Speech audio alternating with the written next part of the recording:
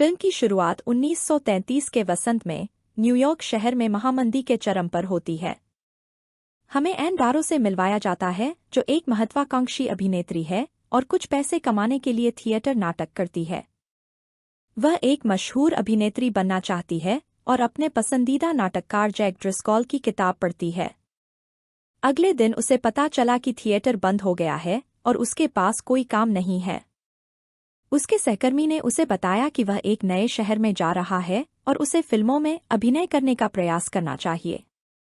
N एक निर्माता से मिलने जाती है जो उसे बताता है कि उसके पास उसके लिए कोई भूमिका नहीं है। वह उसे कुछ पैसे कमाने के लिए एक स्थान पर छोटी भूमिकाएं आजमाने के लिए एक कार्ड प्रदान करता है। आगे हम देखते हैं कि फिल्म निर्माता कार्ल डेनहम अपने निर्माताओं के लिए अपनी फिल्म की स्क्रीनिंग कर रहे हैं। निर्माता उनके द्वारा शूट की गई फिल्म से खुश नहीं है क्योंकि इसकी लागत पहले ही $40,000 हो चुकी है। कार्ल का कहना है कि उन्होंने स्क्रिप्ट दोबारा लिखी है और अब फिल्म की शूटिंग एक जहाज और एक रहस्यमयी द्वीप पर की जाएगी। वह कहता है कि उसे इस जगह का एक नक्शा मिला है जिसके बारे में सभी को पता नहीं है और वह और पैसे मांगता है। निर्माता उन्हें आपस में चर्चा करने के लिए बाहर भेजते हैं। उन्होंने फैसला किया कि वे अब तक जो भी शूट किया गया है उसे बेच देंगे और इस फिल्म को बंद कर देंगे। कार्ल बाहर से निर्माताओं की बातें सुनता है और फिल्म की रीलों को अपने साथ ले जाने का फैसला करता है। वह अपने सहायक प्रेस्टन को सभी फिल्म उपकरण जहाज पर लोड करने और सभी क्रू को जल्दी प्रस्थान करने के लिए सूचित करने के लिए कहता है। उन्होंने फिल्म की शूटिंग खुद ही करने का फैसला किया है और वहां से चलने के लिए कैब में बैठ जाते हैं। प्रेस्टन ने उसे बताया कि फिल्म की अभिनेत्री फिल्म का हिस्सा बनने से पीछे हट गई है और उसे एक नई अभिनेत्री की तलाश करनी होगी। कार्ल का कहना है कि वह एक नई लड़की ढूंढेगा और एक वयस्क फिल्म पत्रिका कंपनी में जाता है जहां वह एन को देखता है जो बाहर खड़ी है। एन उसे दिए गए कार्ड के कारण यहाँ है, लेकिन उसे यह जगह घृणित लगती है और वह वहां से चली जाती है। कार्ल उसका अनुसरण करता है और उसे अपनी फिल्म में एक भूमिका की पेशकश करता है क्योंकि उसे लगता है कि वह भूमिका के लिए बिल्कुल उपयुक्त है। उनका मानना है कि उनका आकार उन सभी कॉस्ट्यूम्स में फिट बैठेगा जो वे पहले ही बना चुके हैं। एन इस बारे में आश्वस्त नहीं है, लेकिन जब उसे पता चलता है कि उसका पसंदीदा जैक ड्रिस्कॉल पटकथा लेखक है तो वह सहमत हो जाती है। कार्ल और एन जहाज पर पहुंचते हैं और प्रेस्टन कार्ल से कहते हैं कि उन्हें जल्द ही निकलने की जरूरत है क्योंकि स्टूडियो ने पुलिस को बुलाया है। कार्ल जहाज के कप्तान एंगलहॉर्न को जल्दी निकलने के लिए रिश्वत देता है, जिससे वह सहमत हो जाता है और एन जहाज पर चढ़ जाती है।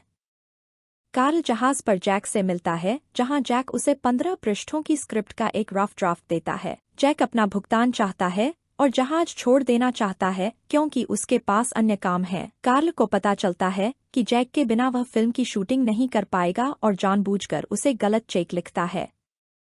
इससे जैक को जहाज से उतरने में देरी हो गई और अब जहाज रवाना हो गया। जैक के पास अब जहाज पर रहने और स्क्रिप्ट पूरी करने के अलावा कोई विकल्प नहीं है और कार्ल की योजना काम कर गई है। जैक को डेक में रहने के लिए बनाया गया है जहां जानवरों के पिंजरे हैं। कैप्टन अतिरिक्त पैसे के लिए अवैध पशु व्यापार करता है और जैक को क्लोरोफॉर्म की बोतलें भी मिलती हैं। जैक ने स्क्रिप्ट पर काम करना शुरू कर दिया है और क्रू सदस्यों में से हेस उसकी चोरी हुई कलम ढूंढने में उसकी मदद करता है। कार्ल सभी से एन का परिचय कराता है, लेकिन उत्साह में एन गलती से किसी को जैक समझ लेती है और उससे बात करना शुरू कर देती है। असली जैक आता है और अपना परिचय देता है और एन शर्मिंदा हो जाती है।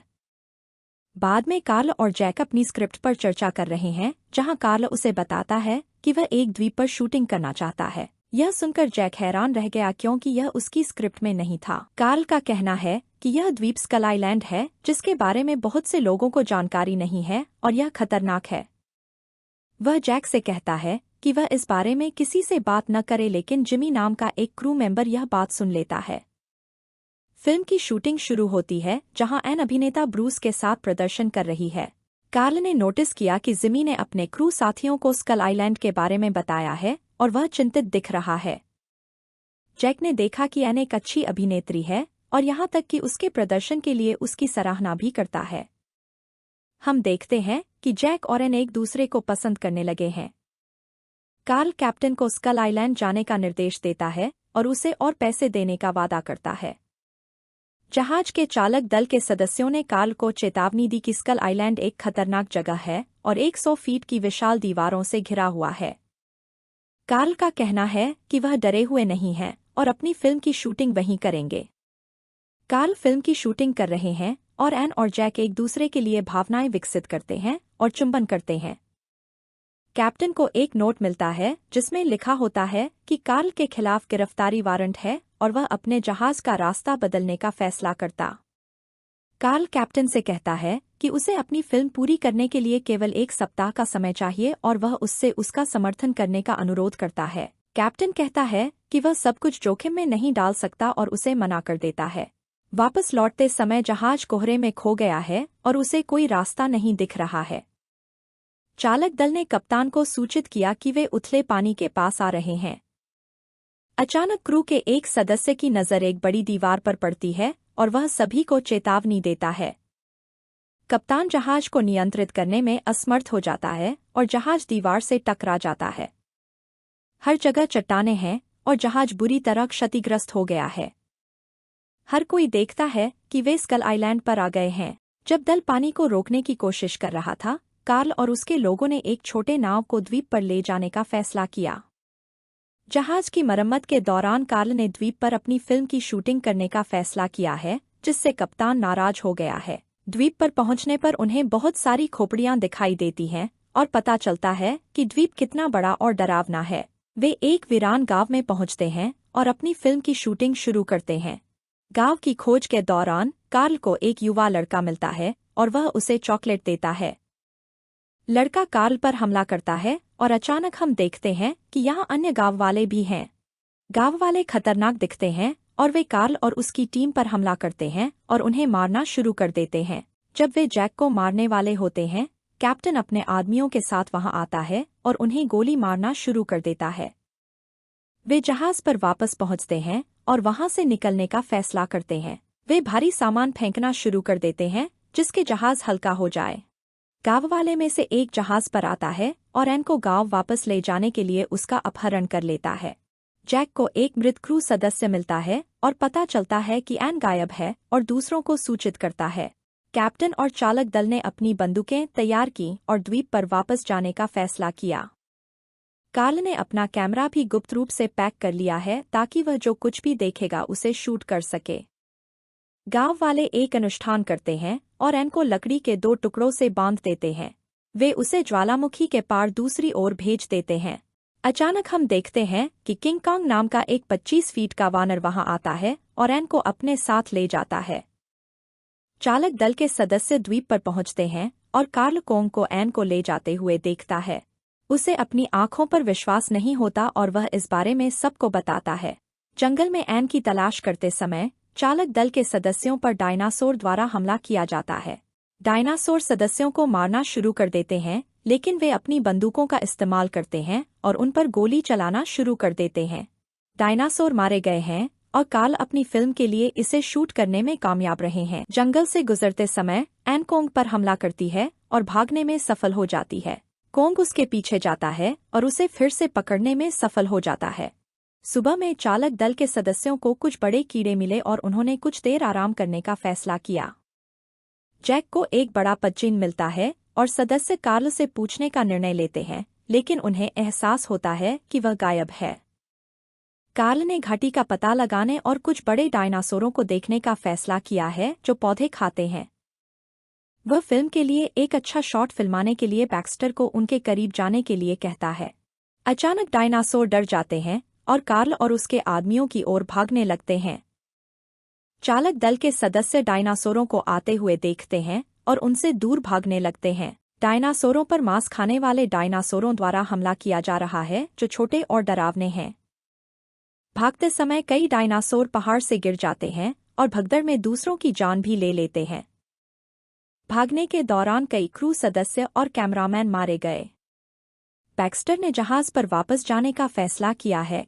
एन ने करतब और नृत्य करके कोंग का मनोरंजन करने का फैसला किया और जब भी वह गिरती है तो कोंग हंसता है।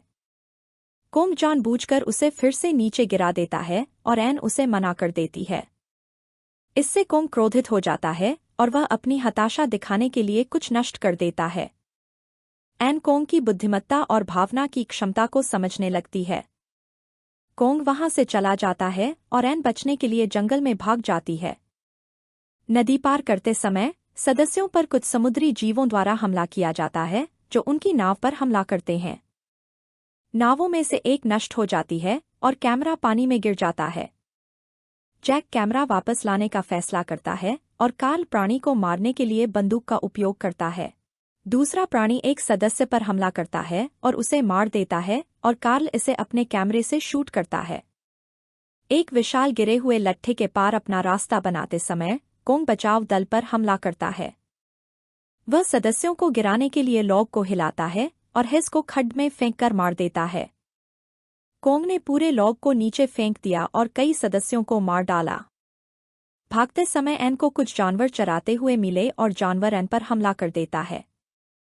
एन वहां से भागती है और एक गुफा में छिप जाती है जहां अचानक टायरानोसॉरस रेक्स द्वारा जानवर पर हमला किया जाता है और उसे मार दिया जाता है। रेक्स एन को खाने के लिए उसके पीछे जाता है जो वहां से भाग जाती है और एक पेड़ के पीछे छिप जाती है। अचानक दूसरा रेक्स उसे देखता है और अब वे दोनों उसे खाना चाहते हैं। कोंग समय पर आता है और एन को उनसे बचाता है लेकिन रेक्स में से एक ने उसकी बाह काट ली। कोंग घायल हो गया है और अब हम एक तीसरे रेक्स को देखते हैं जो पीछे से आता है और उन पर हमला करता है। कोंग और रेक्स एक दूसरे से लड़ने लगते हैं और कोंग उन्हें पहाड़ से नीचे धकेलने में सफल हो जाता है। कोंग और एन भी पहाड़ से नीचे गिर जाते हैं और वे सभी लताओं में फंस जाते हैं। कोंग दो रेक्स को मारने में सफल हो जाता है और तीसरे का जबड़ा तोड़ देता है और एन को बचा लेता है। एन कोंग को धन्यवाद कहती है और उसके साथ जाने का फैसला करती है। खड्ड में गिरने के बाद चालक दल के सदस्य जाग गए और उन्होंने देखा कि वे अजीब कीड़ों से घिरे हुए हैं। कार्ल को पता चलता है कि उसका कैमरा और फिल्म नष्ट हो गई है और वह दुखी और क्रोधित है। कीड़े उन पर हमला करना शुरू कर देते हैं और सदस्य जवाबी लड़ाई शुरू कर देते हैं। जब कीड़े शेष सदस्यों को मारने वाले होते हैं, कैप्टन बैक्स्टर के साथ वापस आ जाता है। वह कीड़ों पर गोली चलाता है और जैक, कार्ल और जिमी को बचाने में सफल होता है। जिमी हेस की टोपी को अपने लिए एक स्मृति चिन्ह के रूप में लेता है। एन और कोंग अपने घर वापस आते हैं और एक साथ सूर्यास्त देखते हैं। एन को एहसास होता है कि कोंग यहाँ अकेला है और उसका दर्द महसूस करती है। कैप्टन सभी को बताता है कि बैक्स्टर ने उन्हें बचाने के लिए उन्हें वापस लाया है। जैक ने एन की तलाश करने का फैसला किया और कार्ल ने क्लोरोफॉर्म के साथ कोंग को पकड़ने के लिए कप्तान के साथ एक योजना बनाई। उनका कहना है कि कोंग एन के पीछे पीछे नाव तक आएगा और तभी वे कोंग पर कब्जा कर सकते हैं। बाद में जैक एन को ढूंढने में कामयाब हो गया जो कोंग के हाथ में सो रही है। वह उसे जगाता है और चुपचाप उसके साथ आने के लिए कहता है। कोंग जाग जाता है और क्रोधित हो जाता है लेकिन चमगादड़ों द्वारा उस पर हमला किया जाता है। वे इस अवसर का उपयोग करते हैं और बेल का उपयोग करके भागने का निर्णय लेते हैं लेकिन कोंग ने इस बात को नोटिस कर लिया। कोंग उन्हें ऊपर खींचना शुरू कर देता है लेकिन जैक को एक चमगादड़ मिल जाता है और वह उसका इस्तेमाल करके पहाड़ से नीचे उतरने का फैसला करता है। कोंग ने उनका पीछा करने का फैसला किया और वे पुल पर पहुंच गए। कोंग को जाल में फंसाने के लिए कार्ल ने आखिरी मिनट में पुल नीचे कर दिया। जैक और एन उन लोगों को देखकर चौंक जाते हैं जो कोंग पर कब्जा करने के लिए हथियारों के साथ इंतजार कर रहे हैं। कोंग वहां आता है और सदस्य उस पर हमला करते हैं और उसे रस्सी से बांध देते हैं और उस पर क्लोरोफॉर्म की बोतल का इस्तेमाल करते हैं। कोंग उनके लिए बहुत शक्तिशाली है और जाल से भागने में सफल हो जाता है। सदस्य अपनी नाव लेकर वहां से भागने का फैसला करते हैं और कोंग उनका पीछा करता है। वे अपनी नावों पर पहुंचते हैं और कोंग उन पर हमला करना शुरू कर देता है। जैक और एन को विश्वास नहीं हो रहा है कि क्या हो रहा है और एन कोंग को वापस जाने के लिए कहने की कोशिश भी करती है और उसने एक नाव को नष्ट कर दिया और कई लोगों को मार डाला। कार्ल इस मौके का फायदा उठाकर कोंग पर क्लोरोफॉर्म की एक और बोतल फेंक देता है और कोंग बेहोश हो जाता है। कुछ समय बाद हमने देखा कि कार्ल ने किंग कांग दुनिया का 8वां अजूबा नामक एक शो का आयोजन किया है। यह शो का प्रीमियर दिन है और कार्ल अब प्रसिद्ध है और कई लोग शो देखने आए हैं।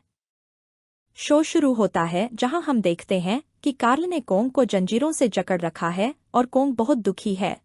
हम देखते हैं कि जैक भी शो देखने आया है और ब्रूस को इसमें मुख्य नायक के रूप में देखता है। नायिका की एंट्री होती है लेकिन हमें एक अलग लड़की दिखाई देती है और कोंग क्रोधित हो जाता है। एन ने शो में जाने से इनकार कर दिया था क्योंकि वह कोंग के पकड़े जाने से नाखुश थी और अब थिएटर करती है। फोटोग्राफरों के कैमरे की चमक से कोंग क्रोधित हो जाता है, जो अपनी क्रोमस्टील जंजीरों से मुक्त हो जाता है। कार्ल डर जाता है और अविश्वास में पड़ जाता है जब वह देखता है कि उसके लालच ने क्या किया है। हर कोई डर जाता है और भागने लगता है और कोंग उन पर हमला करना शुरू कर देता है। कोंग जैक को पहचानता है और यह विश्वास करते हुए उसके पीछे जाने का फैसला करता है कि वह जानता है कि एन कहाँ है। कोंग सड़कों पर जाता है और एन को ढूंढने के लिए उसकी तरह दिखने वाली सभी लड़कियों की जांच करना शुरू कर देता है। एन सड़कों पर हंगामा सुनती है और कोंग को ढूंढने का फैसला करती है। जैक कोंग को भीड़ से दूर ले जाने के लिए टैक्सी लेता है और कोंग उसका पीछा करना शुरू कर देता है। कोंग जैक को पकड़ने में कामयाब हो जाता है तो उसे पता चलता है कि एन वहां आ गई है, इसलिए वह रुक जाता है। वे दोनों एक दूसरे को देखकर खुश होते हैं और कोंग एन को अपने साथ ले जाने का फैसला करता है। कोंग और एन पार्क में जमे हुए तालाब पर एक खुशी का पल साझा करते हैं, लेकिन अचानक सेना उन पर हमला कर देती है। कोंग एन के साथ वहां से भागने में सफल हो जाता है और एम्पायर स्टेट बिल्डिंग में पहुंच जाता है। कोंग ने इमारत पर चढ़ने का फैसला किया और एन के साथ शीर्ष पर पहुंच गया। कोंग ने देखा कि लड़ाकू विमान उसे रोकने आए हैं, इसलिए उसने एन को सुरक्षित नीचे उतार दिया और शीर्ष पर जाने का फैसला किया। विमानों ने कोंग पर हमला करना शुरू कर दिया और उसे गोलियों से घायल भी कर दिया। कोंग उनसे लड़ना शुरू कर देता है और 3 विमानों को नष्ट करने में सफल हो जाता है। विमान फिर से कोंग पर हमला करते हैं और उसे बुरी तरह घायल कर देते हैं। कोंग कई बार गोलीबारी की चपेट में आता है और आखिरी बार एन को देखता है। वह अलविदा कहता है और इमारत से गिरकर मर जाता है। जैक एन तक पहुंचने में कामयाब रहा और वे दोनों एक दूसरे को देखकर और गले मिलकर खुश हुए। रिपोर्टर कोंग की तस्वीर लेने के लिए उसकी लाश के पास इकट्ठा होते हैं और कार्ल से पूछते हैं कि क्या हुआ। कार्ल का कहना है कि यह सुंदरता ही थी जिसने कोंग को मार डाला।